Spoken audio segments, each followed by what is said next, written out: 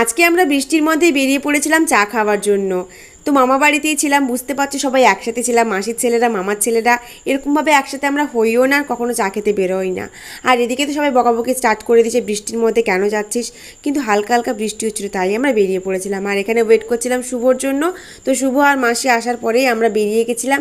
তো আমরা ঠিক করেছিলাম যে এখানে আমরা যাব, একটু চা খাবো, একটু গল্প করবো, তারপর বেরিয়ে আসবো। আর আসার পরেই শুনলাম নাকি এখানে চা হবে না, কফি খেতে হবে। তারপর বললাম ঠিক আছে চলো কফি খেয়ে নিই। আর দিদি আর মাসি খেয়েছিল লেমন টি, আর আমরা সবাই খেয়েছিলাম কফি। আর মাঝখানে দেবু এনেছিল এই নাস্তাগুলো, এগুলো খেতে কিন্তু খুব টেস্টি, বেশ ভালো লাগছিলো খেতে। তো আসা মাত্রই দেখো সবাই টপ টপ করে কিন্তু হাতে তুলে নিচ্ছিল। আমি বললাম আমার কোথায়, আমি ভিডিও করতে করতে আমারই নেই না। তারপরে পেলাম, আর তারপরে চলে এসেছিলাম গরম গরম কফি। কফিটা মোটামুটি ছিল। আর খাওয়ার পরে আবার হালকা হালকা বৃষ্টির মধ্যে সবাই চলে এলাম বাড়ি। তো আজকের ব্লগটা এইটুকুই, টাটা।